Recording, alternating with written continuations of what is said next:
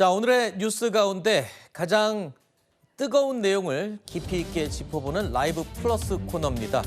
자, 지금 이 시간 현재 국회에서는 이번 새 내각 장관 후보자 4명에 대한 인사청문회가 전격 열리고 있습니다.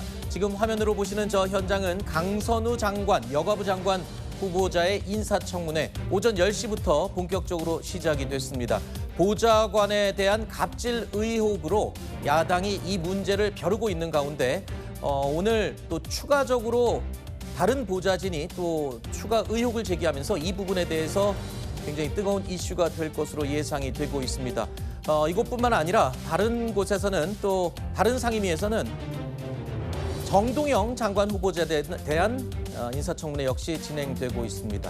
자, 오늘 4명의 장관 후보자들에 대한 인사청문회 계속 진행이 되고 있는데요. 이와 관련된 내용으로 오늘 라이브 플러스 내용 짚어보도록 하겠습니다.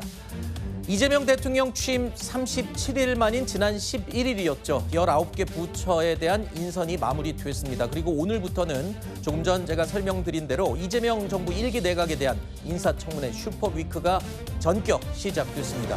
국민의힘은 송곳 검증을 예고하고 있습니다. 하지만 후보자들의 저조한 자료 제출 그리고 증인, 참고인도 전혀 채택되지 않은 상태로 이른바 맹탕 청문회가 될 수 있다는 우려가 나오고 있습니다. 자, 이 부분 예상했던 바이긴 한데 실제로 이제 시작이 됐는데요. 오전 상황 보니까 어땠습니까?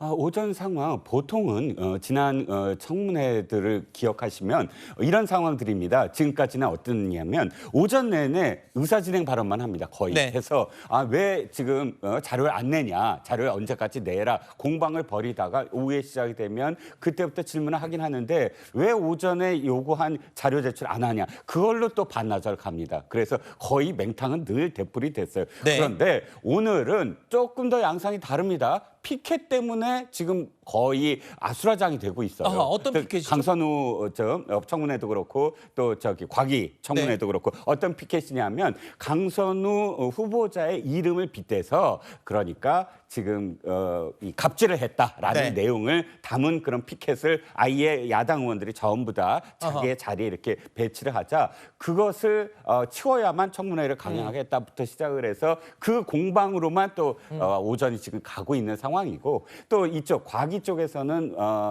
어떤 일이 있었냐면 최민희 위원장이 독재를 하고 있다라는 사실 청문회와 약간 좀 다른 후보자의 어떤 검증이랑은 약간 다른 어떤 뉘앙스의 피켓 때문에 또 거기대로 지금 계속 공방을 벌이고 있어서 오전 내내는 아마 피켓 공방이다 이렇게 제목이 붙을 것 같습니다. 그렇군요.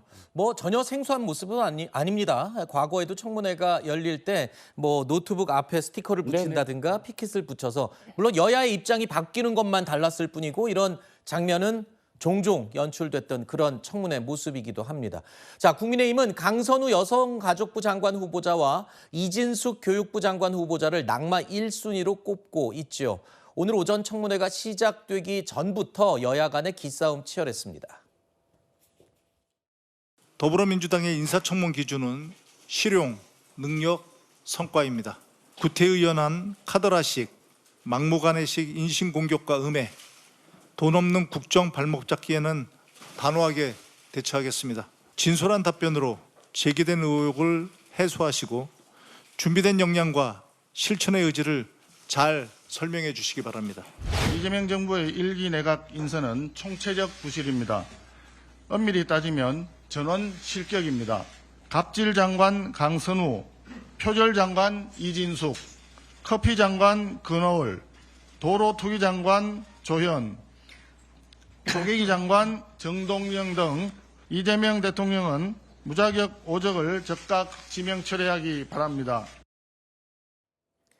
강선우 여성가족부 장관 후보자 인사청문회에서는 시작부터 여야 간의 설전이 벌어졌죠. 청문회 시작 10분 만에 청문회가 정회되는 해프닝이 벌어지기도 했습니다.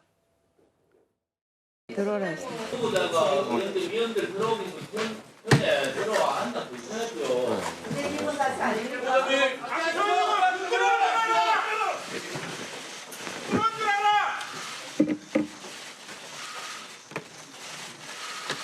청문회 시작 시작도 하기 전에 국회법상 허용되지 않은 피켓을 붙여서 회의 진행이 방해되는 점에 대해서 유감의 표시를 합니다. 이인선 위원장께서 아무런 제지도 않고 상당히 편파적인 진행이다.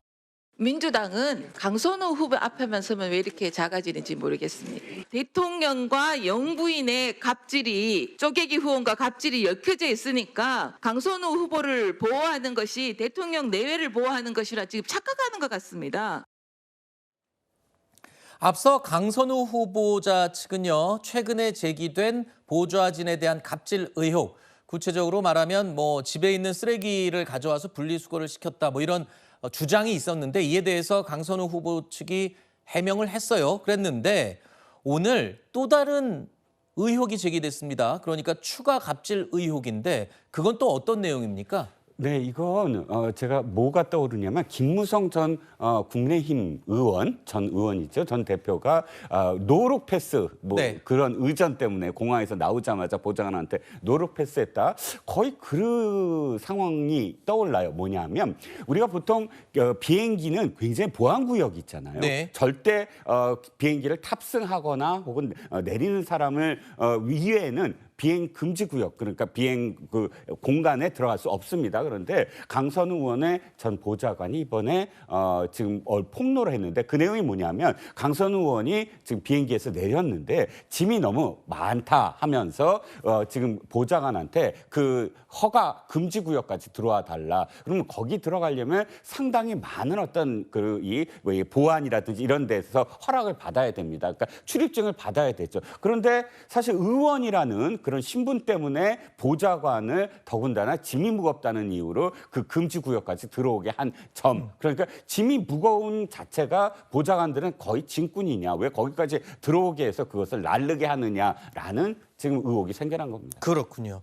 자, 일단 일부 보좌진들은 강선우 장관 후보자가 그럴 사람이 아니라고 또 반박하는 입장을 내기도 했거든요. 그런데 글쎄요, 저런 이 보좌진들의 추가 의혹들이 자꾸 불거져 나오다 보니까 민주당에서도 좀 당혹스러운 면이 없지 않아 있을 것 같아요. 그러니까 정확한 입장은 오늘 인사청문회에서 이건 제3자로서는 사실 알기 어렵고 본인 네. 해명에 따르면 좀 과장되거나 허위의 어떤 의혹 제기도 좀 섞여 있다는 부분이어서 네. 그럼 본인의 육성으로 뭐가 잘못된 의혹이고 뭐는 인정하는지 그러면 앞으로 그 부분과 관련해서는 어떤 입장인지를 아마 민주당으로서도 그리고 대통령실로서도 좀 청취할 수밖에 없는 국면이 아닌가.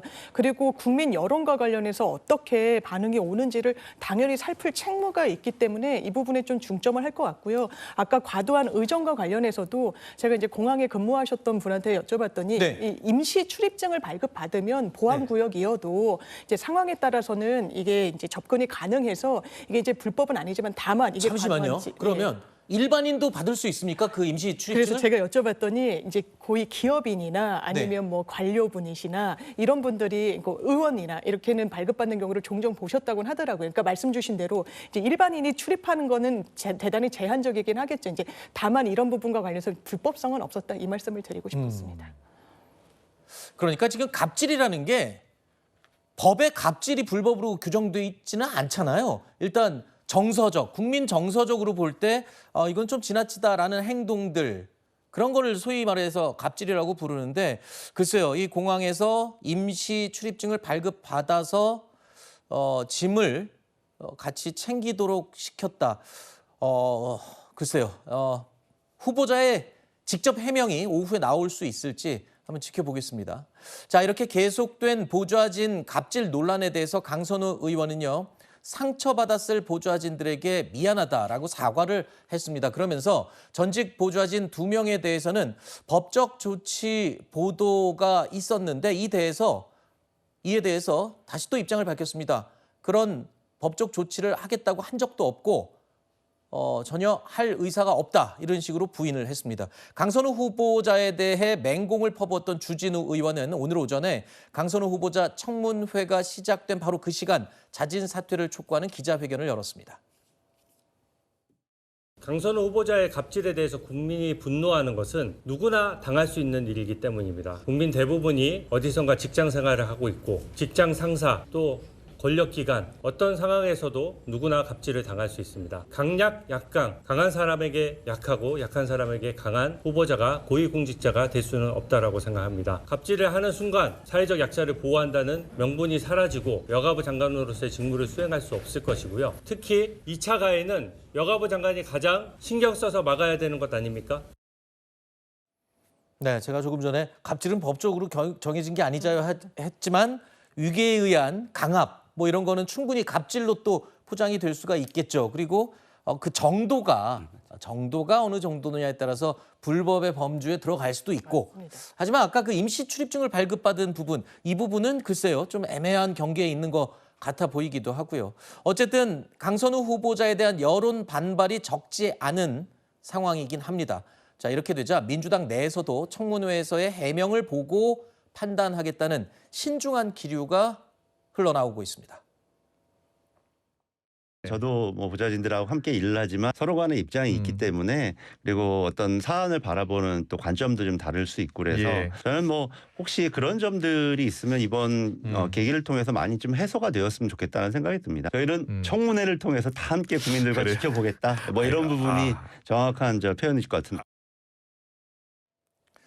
자, 이렇게 되면 오늘 청문회에서 강선우 후보자의 해명이 납득이 안 된다면 그 납득의 기준도 참 애매하긴 합니다만 낙마시킬 수 있다 이런 얘기로 해석이 됩니다. 그런데 국민의힘 입장에서도 볼 때 소위 말하는 정치인들끼리 불문율처럼 여기고 있는 현역 불패 어차피 의원 동료였지 않습니까? 그 예외도 불사하겠다 이런 뜻인가요? 그런데 아무리 같은 어떤 의원이니까 다른 출신의 후보자보다 조금 더 여유를 두자라는 것은 사실 인지상정이다라고 이야기하는 것이지 이렇게까지 굉장히 많은 그런 파문을 일으키는 사안까지도 눈 감아준다면 국민의힘도 사실은 비난을 받을 수밖에 없거든요. 이 사안은 바로 눈 감을 수가 없다라는 부분이 왜냐하면 너무나 명백하게 국회 내에서 벌어지는 일들이기 때문이고 또 이게 갑작스럽게 제보를 하고 이게 아니라 이미 오래전부터 이 네. 보좌관들이 마음의 어떤 상처를 받아서 그런 어떤 커뮤니티 있지 않습니까? 자신들의 커뮤니티 예를 들어서 여의도에 국회에 근무하는 사람들이 인증을 받아서 이야기할 수 있는 들어가서 인증 그 안에서부터 이미 오래전부터 호소를 했던 사안들 이미 네. 지금 그게 밝혀지고 있지 않습니까? 이러면 보좌진들끼리는 이미 다 아는 사실이고 이미 널려진 사실이고 이게 다른 후보자들과 왜 다르냐면 농지 매입이라든지 네. 부동산 투기라든지 논문이라든지 이건 사실상 증언할 당사자가 없어요. 하지만 이 부분은 피해를 당한 당사자가 있거든요. 네. 그러니까 당사자의 증언을 들으면 그냥 다 해결이 돼요. 뭐 강선우 의원이 지금 철회를 했지만 처음에 주장했던 것으로 밝혀지는 그 본인이 잘못해서 또는 본인이 여러 가지 어떤 그런 그 근태 문제가 있어서 나갔다고 한다면 보좌관이 직접 나와서 사실 보좌관이 오늘 나온다는 건 자신이 굉장히 피해를 입을 것을 각오하고 나오는 거거든요. 네. 이 세상에 가장 을 중에 을이 누군지 아십니까? 보좌진이에요. 아하. 왜냐하면 보좌진들은 다른 어떤 기업이나 이런 데서의 직장이나는 다르게 보호할 수 있는 시스템이 없어요. 예를 들어서 you fire예요. 그냥 의원이 너 내일부터 그만둬 그럼 그만둬야 돼요. 이런 관계예요. 그러니까 도저히 이렇게 반기를 들을 수 없는데도 불구하고 오죽이나 억울했으면은 증언대에 나올까 이런 상황이거든요. 네. 그렇기 때문에 증인으로 그 채택을 했었어야만 했다라는 네. 생각입니다. 보좌진들은 통상적으로 뭐 당만 갔다면 이 의원실에 있다가 나중에 다른 의원실에도 갈 수 있고 네. 왔다 갔다 할 수 있다면서요. 그런데 이런 경우에 구설수에 휘말리면 마치 이 본인이 모시는 의원의 등에 배신을 하는 뭐 이런 걸로 찍힐 수 있다 이런 설명이신 거죠? 그렇습니다. 4급 같은 경우는 정책이라 사실 정책을 담당하는 보좌관들은 당이 바뀌어도 갈 수도 있어요. 정책에 대한 어떤 전문성이 있는 사람이라면. 네.